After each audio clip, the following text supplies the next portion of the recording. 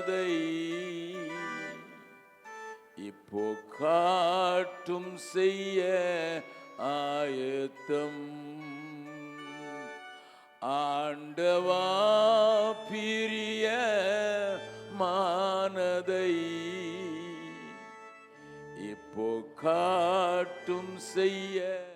இந்த கால வேளையில் உங்களோடு கூட பேசும்படியாக நான் வேதத்தை பார்த்தபோது எனக்கு ஆண்டவர் காண்பித்த வசனம் லூக்கா எழுதின சுவிசேஷம் 16வது அதிகாரம் 1வது வசனம் என்று தைரியமாக சொல்லுவேன். நீங்கள் அதை கொஞ்சம் பார்த்தால் வேதத்தை எப்படி வாசிக்க வேண்டும் என்பதை நீங்கள் தெளிவாக கற்றுக்கொள்ளலாம். அங்கே எழுதப்பட்டிருக்கிற வார்த்தையை பாருங்கள். பின்னும் அவர் தம்முடைய சீஷர்களை நோக்கி. ஐயா, இதில் என்னையா பெரிய புதுமை இருக்கிறது என்று நீங்கள் கேட்கலாம். நீங்கள் அறிய வேண்டிய ஒரு பெரிய காரியம், வேதத்தை வாசிக்கும் போது இங்கொன்றும் அங்கொன்றும் வாக்குத்தத்தமாக தோன்றுகிறவர்களையே எடுத்து நமக்காக உபயோகப்படுத்தி அப்படித்தான் கிறிஸ்தவ வாழ்க்கை இருக்கிறது என்பது போல நமக்கு ஒரு தவறான காரியங்கள் காண்பிக்கப்பட்டு விட்டு வந்தது. வாக்குத்தத்தங்களை நம்புகிறவன் நான். வாக்குத்தத்தங்கள் என்னுடைய வாழ்க்கையில் ஏராளமாக நிறைவேறியிருக்கிறதை நாங்கள் அனுபவித்து வருகிறோம். குடும்பமாக, தனி மனிதர்களாக ஊழியத்தில் அனுமதித்து வருகிறோம். ஆனால் அதை மாத்திரம்தான் வேத புஸ்தகத்திலிருந்து எடுத்து வேதத்தை தியானிக்கவும் கூடாது. அப்படி தியானித்தால் ஆண்டவருடைய மனது, ஆண்டவருடைய இதயம் எதை விரும்புகிறது என்பதை நீங்கள் தவற விட்டு விடுவீர்கள். நான் சொல்லுகிறதை கொஞ்சம் நன்றாய் கவனியுங்கள். இங்கே இருக்கிறவர்கள் வேதம் வாசிப்பீர்கள் என்று நான் விசுவாசிக்கிறேன். இங்கே வேதம் வாசிப்பதற்கு போட்டிகள் உண்டு என்பதையும் நான் அறிந்திருக்கிறேன். வேத வினா போட்டிகள் இந்த பகுதியில் தான் அதிகம் என்பதையும் எனக்கு தெரியும். ஆனாலும் வேதத்தை நீங்கள் பார்க்கும்போது தேவனுடைய மனதை, தேவனுடைய இதயத்தின் ஆழத்தில் இருக்கிற விருப்பத்தை நீங்கள் புரிந்து கொள்வதற்கு வேதத்தை வாசிக்காவிட்டால் வேதம் வெறும் ஒரு மந்திர புஸ்தகமாக மாறிவிடும். ஆண்டவர் இந்த காலை வேளையில் கொஞ்சம் காரியத்தை காண்பித்து கொடுக்க எனக்கு உதவுவார் என்று நான் விசுவாசிக்கிறேன். பாவிகள் இயேசுவிடத்தில் மனம் திரும்ப வேண்டிய அவசியத்தை அழுத்தமாக பேசின ஆண்டவர் 15வது அதிகாரத்தில், அதிகாரங்கள் பின்னதாகத்தான் நம்முடைய வசதிக்காக பிரித்து கொண்டோம் என்பது உங்களுக்கு தெரியும். ஆகினால பின்னதாக பிரிக்கப்பட்டதுனால, பிரிந்து விட்டதுனால ஒன்று போல் தான் பேசிக்கொண்டு வருகிறார். 15வது அதிகாரத்தில் சொல்லப்பட்டிருக்கிற சத்தியத்தில் நீங்கள் பார்த்திருக்கிறதற்கு வாய்ப்பு உண்டு. என்ன? மனிதனுடைய விழுகையையும் தேவனுடைய அன்பையும் ஆண்டவர் அங்கே நமக்கு விளங்க பண்ணுகிறார். ஒரு மனிதனுக்கு 100 ஆடுகள் இருந்தது, ஒன்று காணாமல் போய்விட்டது. 1% ஆடுதான் காணாமல் போய்விட்டது. ஆனால் அதை ஆண்டவர் தொடர்ச்சியாக அதே காரியத்தை இன்னும் கொஞ்சம் அதிகமாக சொல்ல விரும்புகிறார். ஒரு ஸ்திரீ 10 வெள்ளிக்காசு வைத்திருந்தால் 1 காணாமல் போய்விட்டது. இப்பொழுது 1% 10% மாறிவிட்டது. அதற்கு பிறகு ஒரு மனிதன் இருந்தான், அவனுக்கு 2 குமாரர் இருந்தார்கள். ஒருவன் வீட்டை விட்டு மனம் போன போக்கிலே போய்விட்டான். 50% காணாமல் போய்விட்டது. ஆனால் அந்த 15வது அதிகாரம் முடியும் போது வீட்டில் இருக்கிறேன் என்று சொன்ன அந்த மூத்த குமாரனும் வெளியே தான் இருக்கிறான். தகப்பனுடைய சந்தோஷத்தில் அல்லது தம்பி திரும்பி வந்ததிலே மகிழ முடியாதவனாக நிற்கிறதோடு கூட தான் ஆண்டவர் அந்த 3 ஓமைகள் எல்லாம் ஒரே ஓமையினுடைய பரிமாணங்களை காண்பிக்கிறார். ஆக 100% இழந்தவனாக மனிதன் இருக்கிறான் என்பதை ஆண்டவர் சொன்னார். அந்த மனிதர்கள், காணாமல் போன மனிதர்கள் கண்டுபிடிக்கப்பட வேண்டும். அவர்களுக்குள்ளே மனம் திரும்புதல் உண்டாக வேண்டும். தகப்பனோடு இணைக்கப்பட வேண்டும் என்பதெல்லாம் பேசினவுடன் ஆண்டவர் ஒரு முக்கியமான காரியத்தை சொல்ல வாஞ்சிக்கிறார். வீட்டிற்குள் வந்தவர்களுக்கு, மனம் திரும்பி காணாமல் போனவர்கள் வீட்டுக்குள் கொண்டு வந்த பின்பு, தொலைந்து போன காசு கண்டுபிடிக்கப்பட்ட பின்பு, ஊதாரித்தனமாக வாழ்க்கையை நடத்தின மனிதன் திரும்ப வந்த பின்பு அவனுக்குள் என்ன நடக்க வேண்டும் என்பதை 16வது அதிகாரத்தில் ஆண்டவர் தெளிவாக சொல்லுகிறார். இங்கே இருக்கிற நீங்களும் நானும் ஏதோ ஒரு காலத்தில் பேய்களுக்கும் பிசாசுகளுக்கும் பலியிட்டு கொண்டு வந்தோம் என்று வேதமே நமக்கு சொல்லுகிறது. தெய்வர்கள் அல்லாதவைகளை நாம் வணங்கி வந்தோம். தேவனை ஆராதிப்பதற்கு நமக்கு வந்து மிஷனரிகள் தங்களுடைய வசனத்தின் மூலமாக, வேத வாக்கியத்தின் அறிவின் மூலமாக நமக்கு ஜீவனுள்ள தேவனை காண்பித்து கொடுத்ததினால் அந்த காலத்தினின்று ஆச்சரியமான ஒளியினிடத்திற்கு நாம் வரவழைக்கப்பட்டு வீட்டிற்குள் வந்திருக்கிறோம். வீட்டிற்குள் வந்திருக்கிறவர்களுக்கு ஆண்டவர் சில முக்கியமான காரியங்களை சொல்லிக் கொடுக்க விரும்புகிறார். ஆகையினாலே 16வது அதிகாரத்தை நீங்கள் வாசிக்கும் போது ஆண்டவர் எனக்கு உணர்த்துவிக்கும்படியாக, அதாவது மனம் திரும்பி உள்ளே வந்து விட்டேனே, உலகத்தின் பின்னே அழித்து கொண்டிருந்த நான் இப்பொழுது அழியாமைக்கு வந்து விட்டேனே, சிக்கிக் கொண்டிருந்த நான் இப்பொழுது அந்த சிக்கிலிருந்து விடுதலையாகி உள்ளே வந்து விட்டேனே, இருட்டிலே தொலைந்து போய் மறைந்து போயிருந்த நான் இப்பொழுது தேடி கண்டுபிடிக்கப்பட்டு வெளிச்சத்தில் கொண்டு வரப்பட்டேனே, என் நிமித்தம் துக்கத்தை உண்டாக்கின நான் இப்பொழுது என் நிமித்தம் சந்தோஷப்படுவதற்கான காரியம் மாறிவிட்டதே என்பதை அறிந்த நான் வீட்டிற்குள் வந்திருக்கிற எனக்கு இப்பொழுது பொறுப்புகள் ஆரம்பிக்கிறது. நன்றாய் கவனிங்கள் அருமையானவர்களே. நான் ஆண்டவருடைய வீட்டுக்குள் வந்தபோது ஏதோ சந்தோஷப்பட்டு களிகூர்ந்து அந்த நடனத்திலே நின்று விடுவது அல்ல. சந்தோஷம் பொங்குதே, சந்தோஷம் பொங்குதே, வழி தப்பி நான் திரிந்தேன், பாவ பழியதை சுமந்தலைந்தேன், அவர் அன்பு குரலே அழைத்தது என்னையே என்றெல்லாம் பாடுகிறோம். சரியான உண்மை. But that is the beginning of a new era. ஒரு புதிய ஆரம்பத்தை செய்கிறேன். என் பாவம் மன்னிக்கப்பட்டது என்கிற சந்தோஷத்தில் நான் மீட்கப்பட்டு விட்டேன், ஆண்டவருடைய பிள்ளையாகி விட்டேன், இழந்து போனதை பெற்றுக்கொண்டேன் என்று சொல்லுகிற அந்த இடத்துல அந்த ரியலைசேஷன் அல்லது அதனுடைய புரிந்து உணர்வு வந்தபோது எனக்கு பொறுப்புகள் வருகிறது. என்னை கேட்கிற அருமையானவர்களே, சபைக்குள்ள வருகிற எல்லாருக்கும் பொறுப்பு உண்டு. ஏதோ கமிட்டியில் நான் இருந்தால்தான் இதை நிறைவேற்ற முடியும் என்று யாரும் யோசிக்க கூடாது. ஏனென்றால் சத்திய வேதம் சொல்கிறது, 1 கொரிந்தியர் 12வது அதிகாரத்தின் 13வது வசனத்தில் வாசிக்கலாம். 1 கொரிந்தியர் 12வது அதிகாரம் 13வது வசனம்.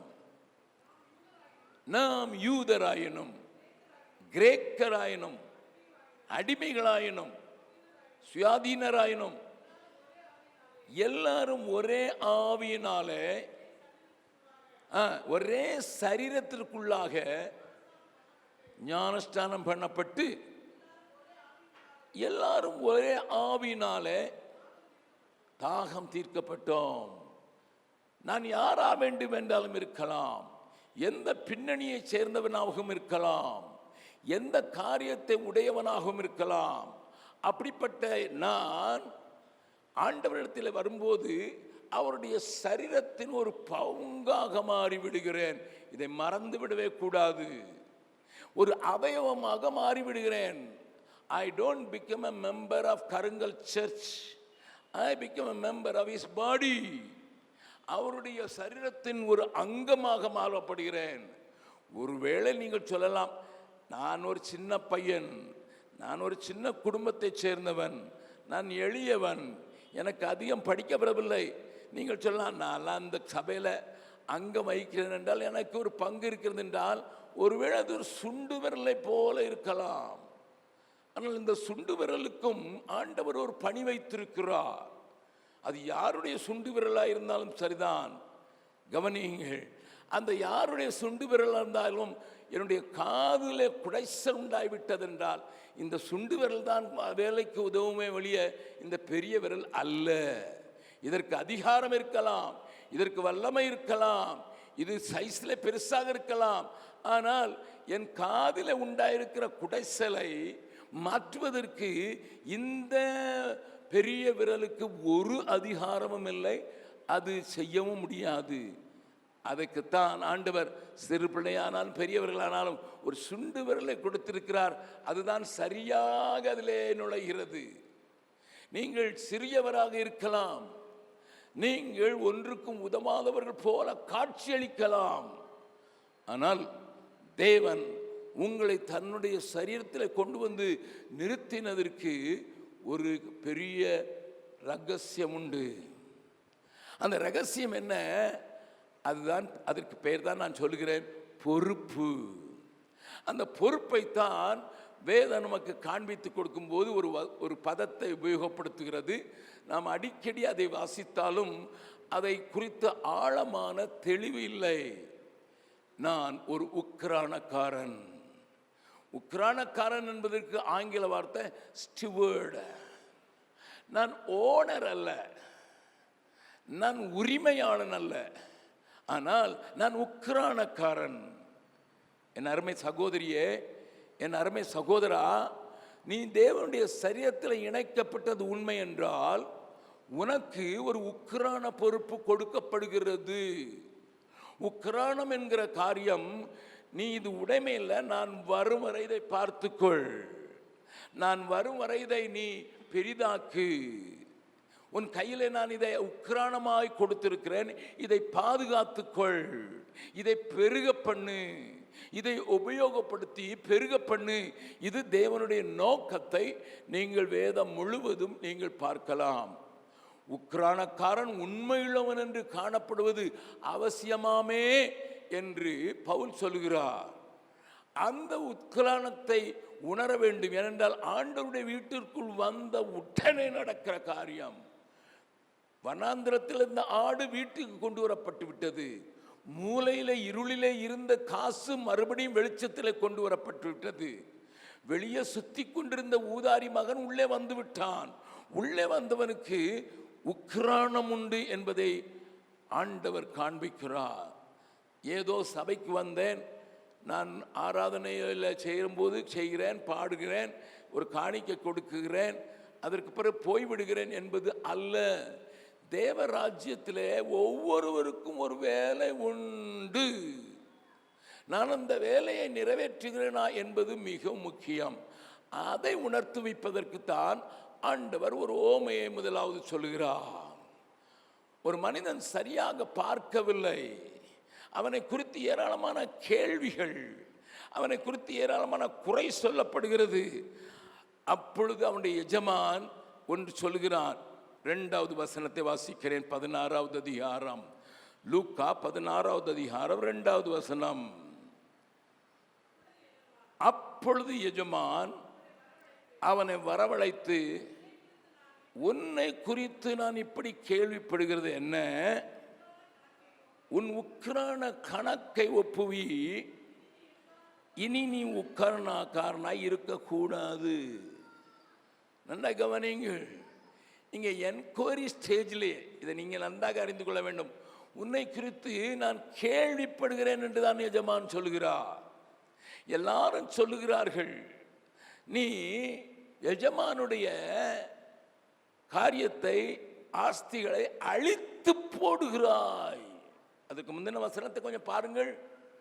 எஜமானுடைய ஆஸ்தியை நான் உன்னை பாதுகாப்பதற்காக வைத்தேன், எஜமானுடைய ஆஸ்தியை நான் உன்னை அதை பொறுப்புக்காக வைத்தேன், ஆனால் நீயோ அதை அழித்து போடுகிறாய். நன்றாக கவனியுங்கள் அருமையானவர்களே.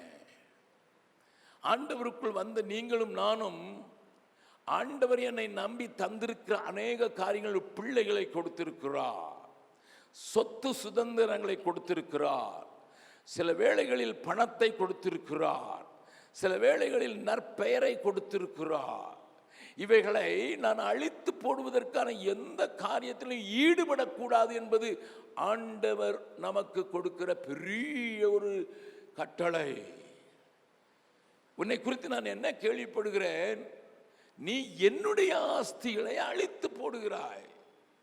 ஒரு கால வேளையிலே நாம் நம்மையே ஆராய்ந்து பார்ப்போம். ஆண்டவர் என்னை நம்பி கொஞ்சம் உக்ரானத்தை ஸ்டுவர்ட்ஷிப்பாக கொடுத்திருக்கிறார். நான் ஓனர் அல்ல, நான் உடைமையாளன் அல்ல. அதை நான் பாதுகாத்து வந்தேனா அல்லது அழித்து போடுகிறேனா? சில நேரங்களிலே ஆண்டவர் நம்மை சிட்சிக்க வேண்டிய கட்டாயம் ஏற்படும் போது நாம் எப்படி நடந்து கொள்கிறோம்? Are we restore back the relationship? மறுபடியும் உறவை சரியாக்கி கொள்கிறோமா என்பது மிக முக்கியம். உறவுகளை அழைத்திருக்கலாம் என்னுடைய வார்த்தை. நல்ல கவனிங்கள், நான் சொல்கிறது ஒரு ஆழமான காரியத்தை நான் உங்களோடு கூட பேசிக் கொண்டிருக்கிறேன். ஆண்டவர் உறவையும் பேணும்படியாகத்தான் என்னை உள்ளே வைத்திருக்கிறார். ஒரு விரல் இன்னொரு விரலோடு சண்டை போடுவது இல்லை. ஆனால் எப்படியோ நடந்து விட்டது. நான் ஏதோ செய்ய நினைத்தேன், திடீரென்று தவறுதலாக என்னுடைய நகத்தை எடுக்க வேண்டும் என்று அது எனக்கு கொஞ்சம் அதில் காயம் உண்டாகிறது என்று சொல்லி என் பற்களால் கடிக்கும்போது தவறுதலாக பற்கள் இந்த விரலை கடித்து விடுகிறது. ஒன்றை ஒன்று பாடுபடுத்தி விட்டது, ஒன்றை ஒன்று வேதனைப்படுத்தி விட்டது. இதுதான் அந்த விரலுக்கு இருக்கிற பலத்தை குன்றி போக பண்ண, முழு உடலுக்கும் அது ஒரு பாதிப்பை உண்டாக்கும் போது நான் உறவை முதலாவது சரி செய்து கொள்ள வேண்டிய அவசியம் உண்டு. இந்த உவமையில அதைத்தான் ஆண்டவர் அதிகமாக சொல்கிறார். நான் சொன்னேன் அல்லவா, எனக்கு 9 பேர பிள்ளைகள் இருக்கிறார்கள். அதில் மூத்த மகனுடைய கடைசி பிள்ளை நேற்றைய தினத்தின் காலையிலே நான் சொன்னேன், அவனுக்கு 4, இப்பொழுது 7 வயதாகிறது. 4 வயது 4.5 வயதாக இருக்கும்போது அவன் கடைசி பிள்ளையாக இருந்தபடினாலும் பலவீனனாக இருந்தபடினாலும் கொஞ்சம் அதிகம் சேட்டை பண்ணும்போது கொஞ்சம் எல்லாருமே அட்ஜஸ்ட் பண்ணி கொள்வோம். ஆனால் ஒரு நாளில் எல்லாரும் இருக்கும்போது அவன் ஒரு சேட்டை பண்ணினதுனால அவனுடைய தகப்பன், என்னுடைய மூத்த மகன், அவனை கூட்டு ஒரு பிஞ்ச் கொடுத்து விட்டான். நன்றாக வலிக்கும்படியாக ஒரு கிள்ளிட்டான். அது தமிழுக்கு இந்தியாவில் உள்ள பழக்கம்தானே. வெளிநாட்டில் பிஞ்ச் பண்ணிங்கன்னா நீங்கள் சிறைச்சாலைக்கு போக வேண்டும்.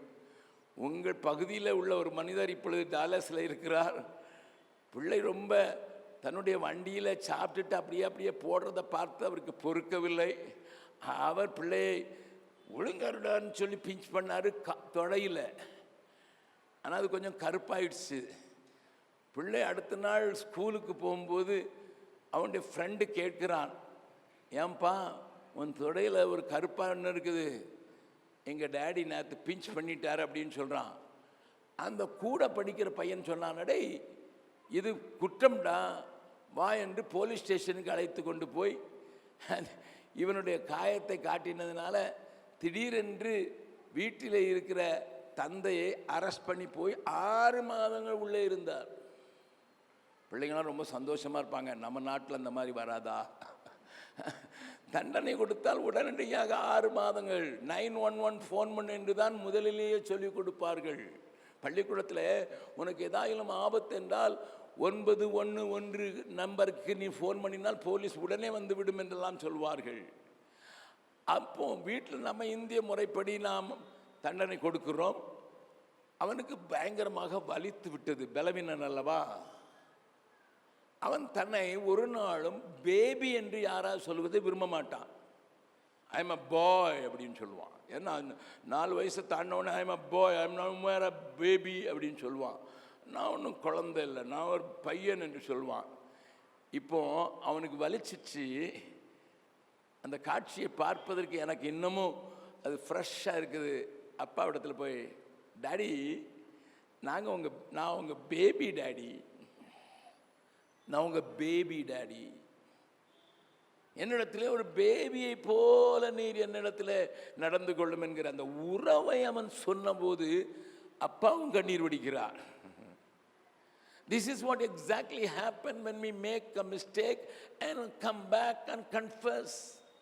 தவறுகள் நடந்து விடலாம். நான் சொன்னேன் அல்லவா, தவறுதலாகத்தான் என்னுடைய விரலையே நானே கடித்து கொண்டேன். சில வேளைகளில் சாப்பிடும்போது நாக்கை கடித்துக் கொள்கிறோம் அல்லவா. கடிக்க வேண்டும் என்று கடிக்கவில்லை, ஆனால் ஏதோ தவறுதலாக நடந்து விட்டது. அதை போல நாம் மற்றவர்களுக்கு ஒருவேளை காயத்தை உண்டாக்கி இருக்கிறதுக்கு வாய்ப்பு உண்டு. பட் இம்மீடியட்லி, உடனடியாக நீங்களும் நானும் செய்ய வேண்டியது அந்த relationship. I am your baby. இந்த காலை ஆராதனையில் ஆண்டவர் உங்களோடு கூட பேசுகிறார். உன்னை குறித்து வந்த ரிப்போர்ட் சரியில்லடா, come on, give your accounts, உன்னுடைய கணக்கை ஒப்புவிப்பு என்று சொல்லிவிட்டு, அவர் கேள்விப்பட்டது மாத்திரமல்ல, அறிந்திருக்கிறார். நல்லா கவனிங்க, என்ன அறிந்திருக்கிறார்? இவன் தப்பு பண்ணியிருக்கான்னு தெரிஞ்சு, அதனால உன் உக்கிரான பதவியிலிருந்து உன்னை விலக்குகிறேன். என்னை கேட்கிற அருமையானவர்களே, இந்த எஜமான் கேள்விப்பட்டது மாத்திரமல்ல, யாரோ சொன்னதினால் அல்ல, அவருக்கு தெரிகிறது. தன்னிடத்தில் இருக்கிறவனுடைய பலவீனத்தை அறிந்த அவர் அவரை கூப்பிட்டு கணக்கை கொடுக்குன்னு சொல்லும்போது, அவன் செய்த அந்த அக்கிரம செய்கையும் அவருக்கு தெரியும். ஆனால் என்ன சொல்கிறான் பாருங்கள், 8வது வசனத்தில், அநீதியுள்ள உக்கிரக்காரன் புத்தியாய் செய்தான் என்று எஜமான் கண்டு அவனை மெச்சிக்கொண்டான். இவ்விதமாய் ஒளியின் பிள்ளைகளை பார்க்கிலும் இந்த பிரபஞ்சத்தின் பிள்ளைகள் தங்கள் சந்ததியில் அதிக புத்திமான்களாயிருக்கிறார்கள். அக்கிரமக்காரன் தான், அநீதி உள்ளவன் தான், ஆனால் தன்னை ஏற்றுக்கொள்வார்கள் உண்டாகும்படி உறவை உண்டாக்குகிறான் தன்னை சுற்றி. அதுதான் எஜமானுக்கு பிரியமாயிற்று.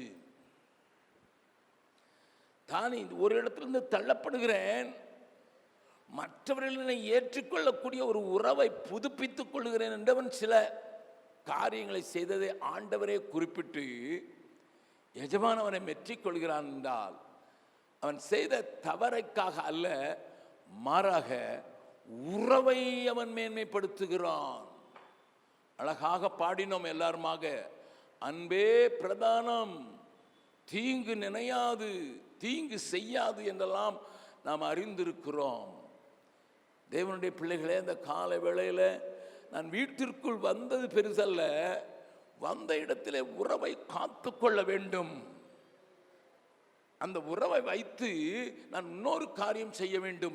என் கையில் தந்திருக்கிறவைகளை வைத்து நான் ஒரு காரியம் செய்ய வேண்டும் என்று ஆண்டவர் போதிக்கிறார். ஆகையினால் தான் சொல்லுகிறார் 9வது வசனத்தில், நான் உங்களுக்கு சொல்லுகிறேன், நீங்கள் மாளும் போது உங்களை நித்தியமான வீடுகளில் ஏற்றுக்கொள்வார் உண்டாகும்படி அநீதியான உலக பொருளால் உங்களுக்கு சிநேகிதரை சம்பாதியுங்கள்.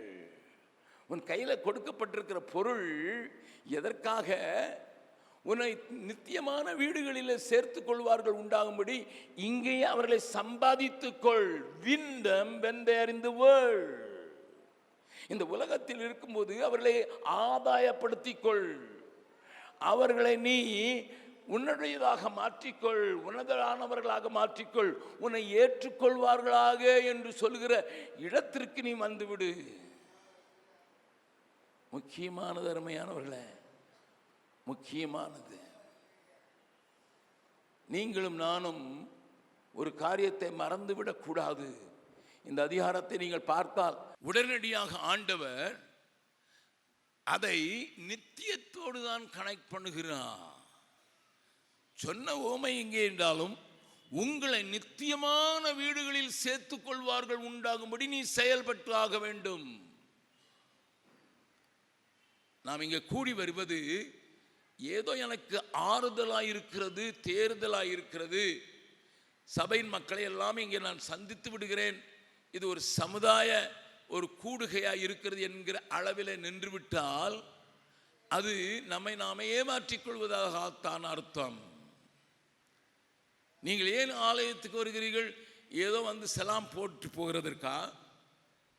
என்ன நோக்கத்தோடு கொள்கிறீர்கள்? அல்லது மாற்று மதத்தினரை போல கோயிலுக்கு போனால் தான் கொடுப்பார் என்று சொல்லியா? வீட்டில் இருந்து ஜெபிக்க முடியுமே. நான் இங்கே வருகிறது கூட்டு வாழ்க்கையை வெளிப்படுத்தி என்னுடைய உறவை பலப்படுத்தி இங்கேயே சிநேகிதரை சம்பாதித்து அங்கே போகும்போது, மேலே போகும்போது, நித்திய வாழ்க்கைக்கு போகும்போது அங்கே என்னை வரவேற்பதற்கு ஒரு பெரிய கூட்டமாக நிற்கிற மக்களை பார்க்க வேண்டும். என்னோடு கூட பணி செய்த ஒரு சகோதரனை குறித்து நான் உங்களுக்கு சொன்னால் நலமாயிருக்கும் என்று நினைக்கிறேன். நான் சென்னையில் வேலை பார்த்து கொண்டிருக்கும் போதே அவனை அறிவேன். அவன் சென்னையில் இருக்கிற ஒரு பெரிய ரவுடி கூட்டத்தில் ஒரு தலைவனாக இருந்தான். அவனுடைய பெயர் மூர்த்தி. அவன் சோடா பாட்டில் எரிந்து அடுத்த சோடா பாட்டில் அதை அழித்து அதை ஒரு ஆட்டம் பாம் மாதிரி சிதறடிக்கிறதுல கில்லாடியானவன். அவனை கண்டு போலீஸ் நடுங்கும். ஆனால் ஏதோ ஒரு காரணத்தினால தாய் தகப்பன் சிறு வயதிலே அவர்கள் மரித்து போனார்கள். தன்னிச்சையாக வளர்ந்த அவன் கலாட்டா பண்ணியே வாழ்ந்து கொண்டிருந்த அவனுக்கு அவனுடைய பெயர் போலீஸில் அதிகமாக உணரப்பட்டது. ஒரு சிலர் பழையவர்களுக்கு தெரிந்திருக்கலாம், சென்னையில் ஒரு பெரிய கலவரத்திற்கு காரணமாக சாந்தி தியேட்டர் என்கிற கலவரம் உண்டு. அதில் முக்கிய பங்கு இந்த மூர்த்திக்கு உண்டு. அப்படி இருந்த மூர்த்திக்கு டிபி வந்துவிட்டது. திடீரென்று டிபி ஸ்ட்ராங்காக அட்டாக் பண்ணதுனால யாரோ ஒருவர் தாம்பரம் பகுதியில் இருந்த சானிட்டோரியத்தில் அவரை கொண்டு சேர்த்தார்கள். அவருடைய விலா எலும்புகள் ஒரு பக்கத்தில் 3 இன்னொரு பக்கத்தில் 2 அகற்றப்பட வேண்டிய சூழ்நிலை இருந்தது. டிபியினால 5 எலும்புகள் அவனுக்கு விழாமலே கிடையாமல் போய்விட்டது. அப்படிப்பட்ட சூழ்நிலையில் அந்த ஆஸ்பத்திரியில் வேலை செய்த குளோரி என்று சொல்லப்படுகிற ஒரு நர்ஸ் இந்த மனிதனை இயேசு கிறிஸ்துவுக்கு சொந்தமாக்குவதற்கு உதவி செய்தாள். நாங்கள் ஒவ்வொரு சனிக்கிழமையும் அந்த ஆஸ்பத்திரியில் இருக்கிறவர்களுக்காக ஜெபித்து அவர்களுக்கு ஒரு சின்ன கூட்டம் நடத்துவது போவது வழக்கம். அப்படி போகும்போது இந்த குளோரி எங்களுக்கு, அண்ணன் இந்த மூர்த்தியை நான் ஆண்டவருக்குள் சம்பாதித்திருக்கிறேன், அவனை நீங்கள் வளர்த்து விடுங்கள் என்று சொன்னதுனால என்னோடு கூட அவனுக்கு ஒரு நல்ல ஐக்கியம் உண்டாயிற்று. ஒரு நாளிலே அவன் என்னை அப்பா என்று கூப்பிட ஆரம்பித்தான். அப்பா, எனக்கு அபிஷேகம் பெற வேண்டும் என்று வாஞ்சையாக இருக்கிறது. எனக்கு இன்னும் கொஞ்சம் பயம் கொடுத்து விட்டது. 5 எலும்புகள் இல்லாதவனை கொண்டு போய் எங்கே அபிஷேக ஆராதனை நடத்துவதென்று. இப்பொழுதும் நீங்கள் பார்க்கலாம், ஒரு பக்கத்தில் இருக்கிற ஒரு சின்ன மேடையில், ஒரு சின்ன மலையில், ராக்கில் நாங்கள் 12 பேரை கொண்டு போய் அங்கே நிறுத்தி அவர்களுக்கு பரிசுத்தாவின் நிறைவு என்றால் என்ன என்பதை காட்டி கொடுத்து ஆண்டவர் உன்னை நிரப்ப விரும்புகிறார் என்று நாங்கள் அவர்களுக்கு கற்றுக் கொடுத்த போது பயந்து கொண்டே தான் இருந்தோம். ஏனென்றால் அபிஷேகம் பெற்றான்னு சொல்கிறவர்கள் துள்ளுகிறார்கள், குதிக்கிறார்கள். இவன் துள்ளி உடஞ்சி கிடஞ்சி செத்து போயிட்டான்னா நம்மளையும் உள்ள தூக்கி வச்சிருவாங்களுங்கிற பயத்தில் இருந்து எனக்கும் என்னோட கூட பணி செய்த சகோதரர்களுக்கும். ஆனால் ஆண்டவர் அழகாக அவனை பரிசுத்தாவினால் நிரப்பினார். நன்றாக அழகாக அமைதியாக அவன் பரிசுத்தாவின் நிறைவை பெற்றுக்கொண்டான். உள்ளே சுகம் கிடைத்து விட்டது. அந்த நேரத்தில் நான் பீகார் சென்று விட்டபடினால 2 ஆண்டுகள் கழித்து மறுபடியும் மூர்த்தி நான் சென்னைக்கு வந்தபோது என்னை சந்திக்க வருகிறான். மூர்த்தி சொல்கிறான், அப்பா நான் பீகாருக்கு உங்களோட வரட்டும். டே, அங்கே தாங்காதுடா, குளிர் தாங்காது, அங்கே உள்ள சூழ்நிலை உனக்கு தாங்காது, உனக்கு சும்மாவே 5 விலா எலும்புகள் இல்லை, உன்னை பார்ப்பதற்கு எங்களுக்கு பலமும் இல்லை, எங்களுக்கு உனக்குரிய சத்துக்குரிய ஆகாரத்தை கொடுப்பதற்கு சத்துவமும் இல்லை என்றெல்லாம் நான் அவனை டிஸ்கரேஜ் பண்ணினான். என்னுடைய மனைவியை அவன் அம்மா என்று கொண்டபடினால் என் மனைவிக்கு அவன் பேரில் ஒரு இனமறியாத ஒரு பற்று வந்து விட்டது. நான் எப்பொழுதோ முடியாதுன்னு சொன்னேன். ஆனால் அவன் நாங்கள் போன பின்னதாகவே ட்ரெயின் ஏறி வந்து விட்டான். கூட வைத்திருந்தோம். என் மனைவி அவனுக்கு மட்டும் காலையில் எழுந்தவுடனே ஒரு கிளாஸ் பாலும் ஒரு முட்டையும் கொடுப்பது வழக்கம். பலவீனன், டிபி வியாதி திரும்ப வந்துவிடக்கூடாது என்பதில் கவனமாக இருந்தாள். ஒரு நாளில் எங்களிடத்தில் அதிகமாக பணம் இல்லாததுனால ஒரு முட்டை தான் வாங்க முடிந்திருந்தது. அவனுக்கு கொடுத்தால் அவன் குடிக்க மாட்டேன் என்று சொல்லி கலாட்டா பண்ணி, அப்பாவுக்கு கொடுக்கறதுக்கு உனக்கு காசு இல்லை, எனக்கு கொடுக்குற காசு, அந்த 2 பேருக்கும் சண்டை வந்து விட்டது. சண்டை வந்தவுடனே எழுந்து வீட்டை விட்டு போய்விட்டான். ஊழியம் போகிறேன் என்று சொல்லி போய்விட்டான். நான் வெளியே ஊழியத்திற்கு போய்விட்டு வந்து சாயங்காலத்தில் வந்தபோது எனக்கு பசிக்கிறது என்று என் மனைவியினத்தில் சொல்ல, அவள் சொன்னாள், மூர்த்தியும் இன்னும் சாப்பிடவில்லை, நீங்கள் அவரையும் கூட்டிக் கொண்டு வாருங்கள் என்ன. அங்கே போனால் அவர் ரூமில் முழங்காலில் நின்றுக்கிட்டு இருக்கிறாரு.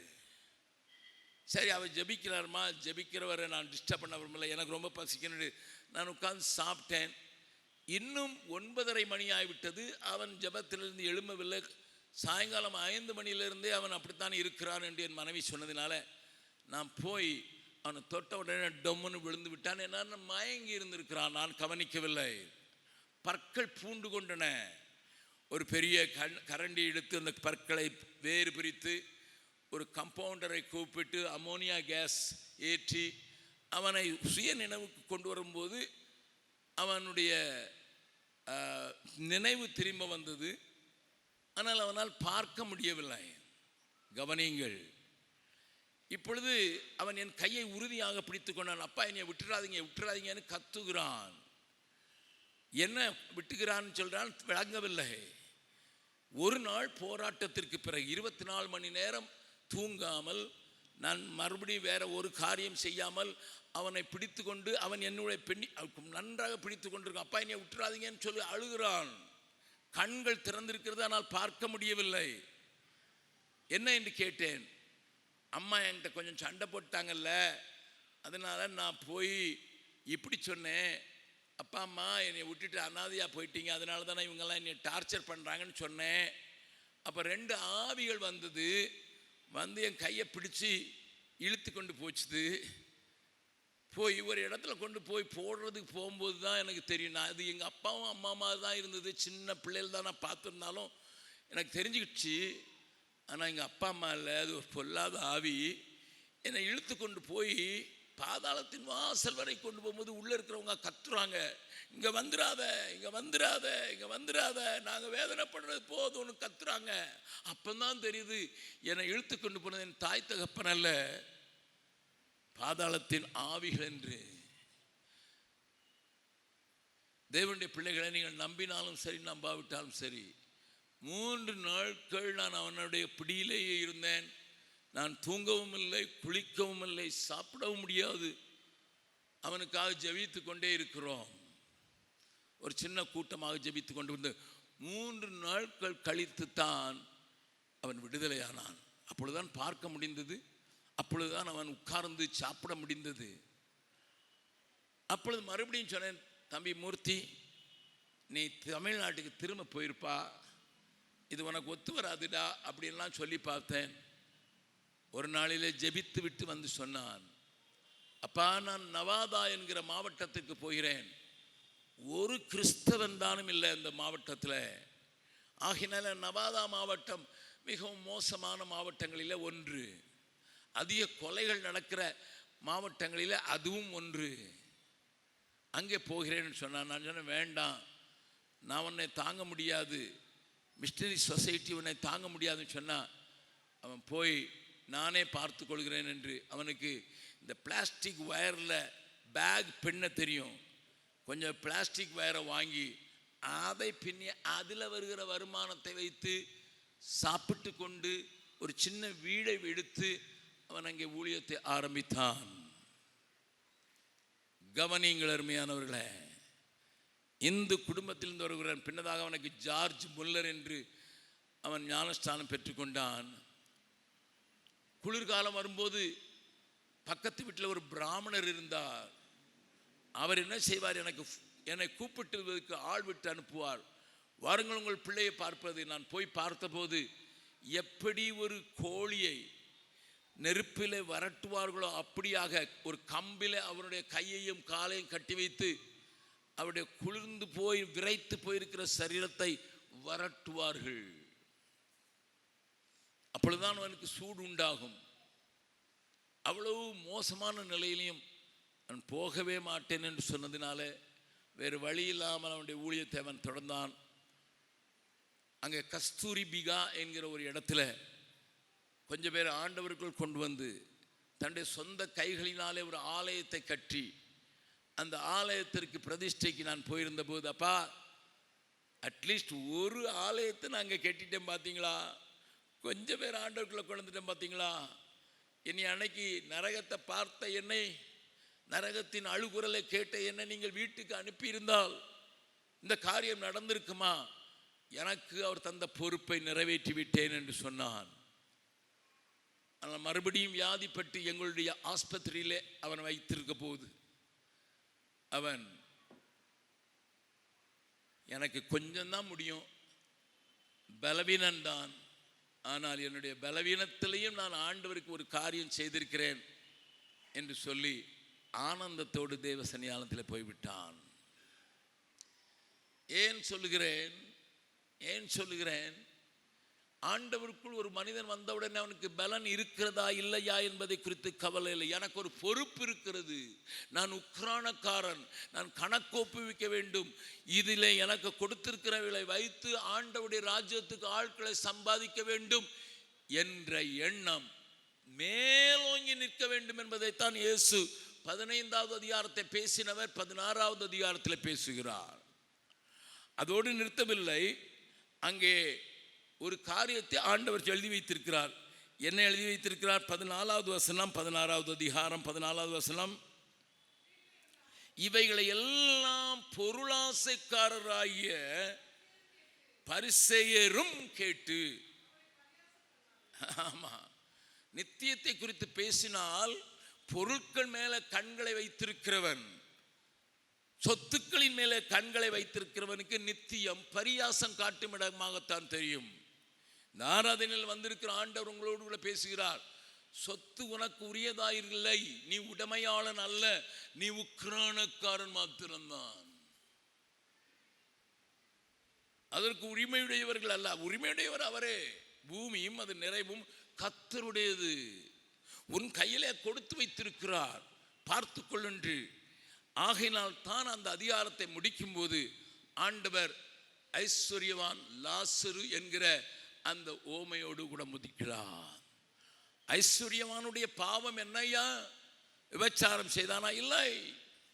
ஏதாவது பெண்ணை கொண்டு போய் விட்டானா? இல்லை. கொள்ளையடித்தானா? இல்லை. அவனுடைய காரியத்தை குறித்து வேதம் சொல்கிற ஒரு பெரிய காரியம் வாசிக்கலாம். 19வது வசனம். ஐஸ்வர்யமுள்ள ஒரு மனுஷன் இருந்தான், அவன் இரத்தாம்பரமும் விலையேறப்பட்ட வஸ்திரமும் தரித்து சம்பிரமமாய் வாழ்ந்து கொண்டான். that was his mistake. அவன் ஐஸ்வர்யமானாய் இருந்தது தவறு என்று வேதம் சொல்லவில்லை. ஆண்டவர் ஐஸ்வர்யமும் கனமும் அவராலே வருகிறது என்று எழுதப்பட்டிருக்கிறது வசனத்தில். But how do you handle your wealth? உன் கையில் இருக்கிற அதை எப்படி உபயோகப்படுத்தி வருகிறாய், அதுதான் முக்கியம். வீட்டிற்குள் வந்த எனக்கு பொறுப்பு உண்டு, பொறுப்பை நிறைவேற்றுவதற்கு நான் செயல்பட வேண்டும். செயல்படும் போது என் கையில் தந்திருக்கிற ஐஸ்வர்யத்தை, செல்வத்தை, என் கையிலே தந்திருக்கிற வாய்ப்புகளை, எனக்கு கையிலே தந்திருக்கிற அனைத்து காரியங்களை நான் மற்றவர்களோடு கூட பகிர்ந்து கொள்ளாதபடி நானே சம்பிரமமாய் வாழ்ந்தால், வீட்டு வாசலில் இருக்கிற லாசருவினுடைய பெயர் அவனுக்கு தெரியும், ஆனால் தெரிந்து கொண்ட மாதிரி காட்டிக்கொள்ளவில்லை. தரித்திரனொருவன் அங்கே இருக்கிறான், மேஜைகள் எல்லாம் பயங்கரமாக நிரம்பி இருக்கிறது, தேவையோடு எட்டி பார்க்கிறான். அன்றைக்கு எட்டி பார்த்தவனை எட்டி பார்க்க மனதில்லாத இந்த ஐஸ்வர்யவான் பாதாளத்திலிருந்து எட்டி பார்க்கிறான். ஆபிரகாமை பார்க்கிறான், லாசருவை பார்க்கிறான். அந்த அதிகாரம் ஒரு மிஷனரி காலில் முடிகிறது. யாரையாயிலும் அனுப்பும் என்று ஐஸ்வர்யவான் கேட்கிறதாக ஆண்டவர் சொன்ன அந்த கூற்றோடு தான் இந்த ஓமை முடிகிறது. So what I want to say, மீட்கப்படுகிறவர்களுடைய கடைசி லக்கு மிஷனரி பணியே. If I am not involved in the missions, நான் என்னை ஒரு மிஷனுடைய காரியத்தில் இணைத்து கொள்ளாத பட்சத்தில் ஐஸ்வர்யவானை போல நான் துக்கித்து கதற நேரிடலாம். நான் குறை சொல்கிறதாக உங்களுக்கு தெரிய வேண்டாம், வேதம் அப்படி சொல்கிறது. நீ அங்கே போமுன்னாதாக 27வது வசனத்தில் நீ சொன்ன காரியம் இன்றைக்கு ஞாபகம் வர வேண்டும். 27வது வசனத்தை வாசிக்கலாம். அப்பொழுது அவன், அப்படியானால் தகப்பனே, எனக்கு 5 சகோதரர் உண்டு, அவர்களும் வேதனையுள்ள இந்த இடத்திற்கு வராதபடி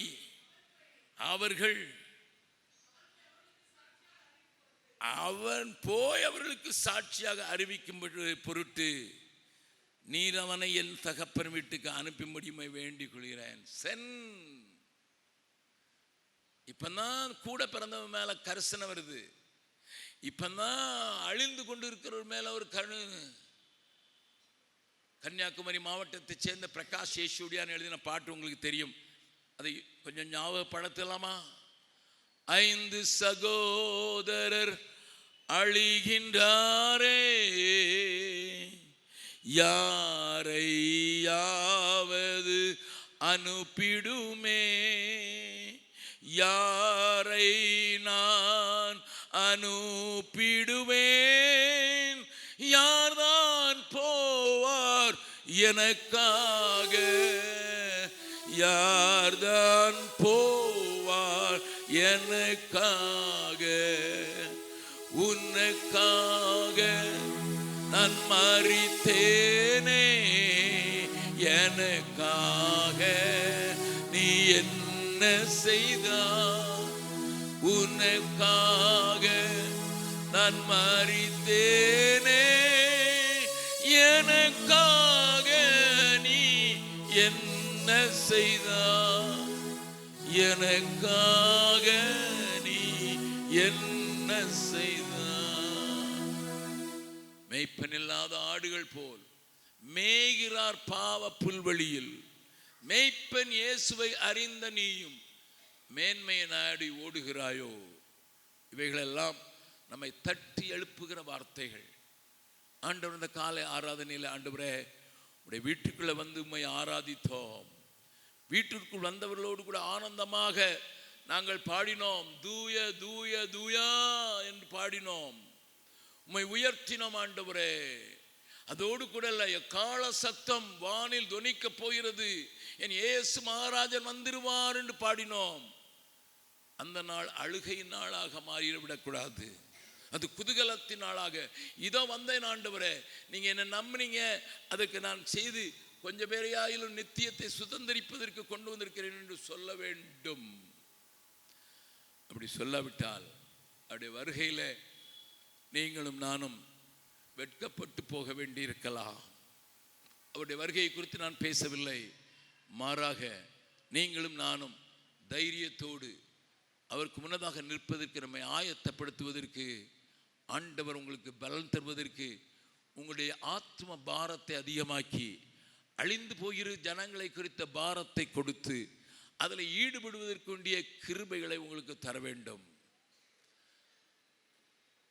மார்த்தாண்டத்தில் கூட்ட நடத்திலே நீங்கள் கலந்து கொண்டிருக்கிறதுக்கு வாய்ப்பு இருக்கலாம். மார்த்தாண்டத்தில் அந்த பெரிய கிரவுண்டிலே நான் பேசி கொண்டிருக்கும் போது நீங்கள் அறிந்திருக்கிறீர்கள், மேலே அங்கே ஒரு கெஸ்ட் ஹவுஸ் இருக்கிறது, அங்கே தான் நான் தங்க வைக்கப்பட்டிருந்தேன். உங்களுடைய பகுதியினுடைய எம்எல்ஏ பிரின்ஸ் என்னை கடைசி நாளில் பார்க்கும்படியாக வந்திருந்தார்கள். அவரோடு கூட நான் பேசி கொண்டிருந்தேன். கூட்டம் ஆரம்பித்த சத்தம் கேட்கிறது. அந்த கூட்டத்தை ஒழுங்கு பண்ணினவர்கள், அண்ணன் டைம் ஆகிட்டுன்னு சொல்லலாம். இவர் கொஞ்சம் வர்றது பிந்திச்சு. அவர் சொன்னார், மாட்டிக்கிட்டேன் நடுவில் டிராஃபிக்கில், எனக்கு ஒரு 5 மினிட்ஸ் கொடுங்க என்று அவர் என்னோடு கூட பேசி கொண்டிருக்கிறார். என்னை துரிதப்படுத்துகிறார்கள், ஏனென்றால் பாட்டு பாடிக்கொண்டே இருக்கிறார்கள் என்னுடைய வருகைக்கு எதிர்பார்த்து. நான் அங்கே அவசரப்பட்டு அவரை அனுப்பிவிட்டு வரும்போது வெளியே நான் வருகிறேன். அங்கே ஒரு வயதான தாய், ஐயா அவங்கள பார்க்கத்தான் நிற்கிறேன், உங்களை பார்க்க முடியாதுன்னு சொல்லிட்டாங்க. நான் அவர்கிட்ட வந்து பேசுகிறேன் அம்மான்னு சொன்னபோது, அவர் கையில் இருந்த ஒரு சுருக்கு பையை என் கையில் திணித்து விட்டார்கள்.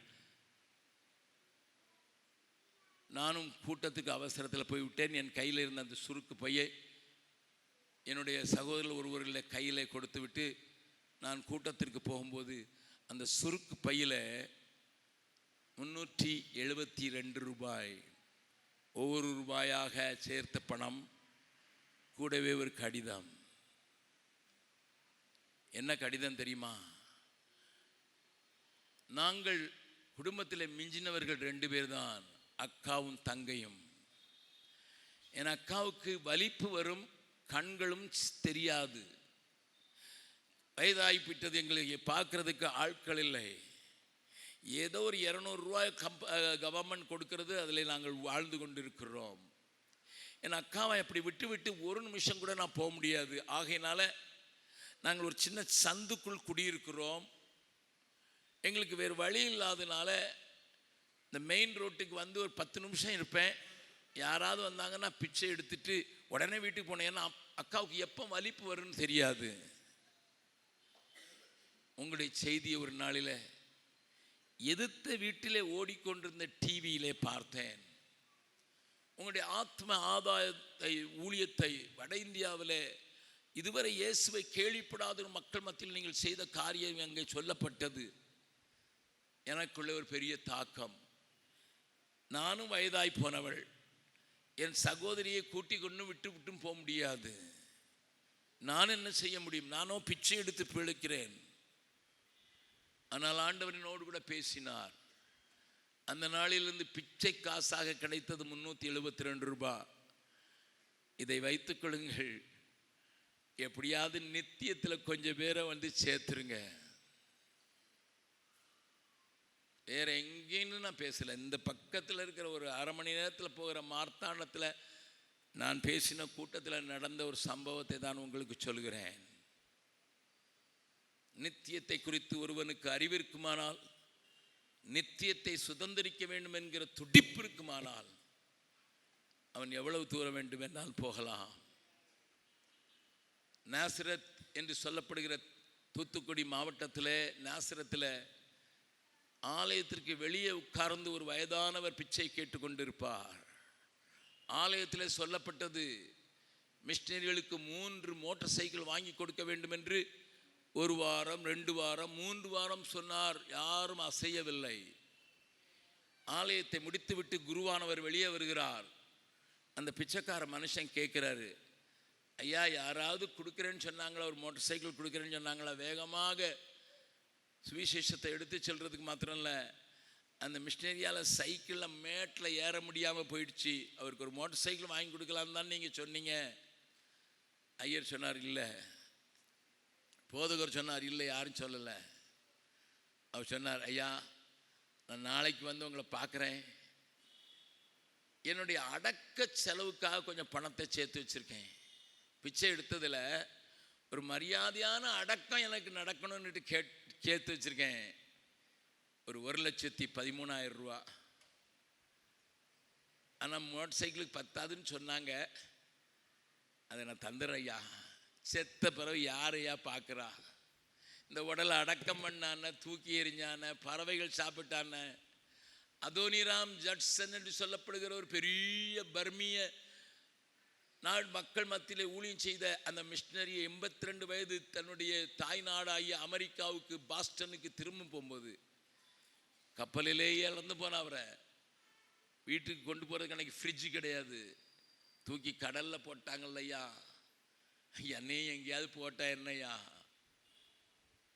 இதை வைத்துக் கொள்ளுங்கள். நித்தியத்தை குறித்து கரிசனையுடைய மனுஷர்கள், கிறிஸ்துவை அறிந்தவர்கள் எதையாயிலும் செய்ய வேண்டும் என்று தங்களை தருவார்கள் என்பதற்கு இப்படிப்பட்ட ஏராளமான சாட்சிகளை நான் உங்களுக்கு சொல்லலாம்.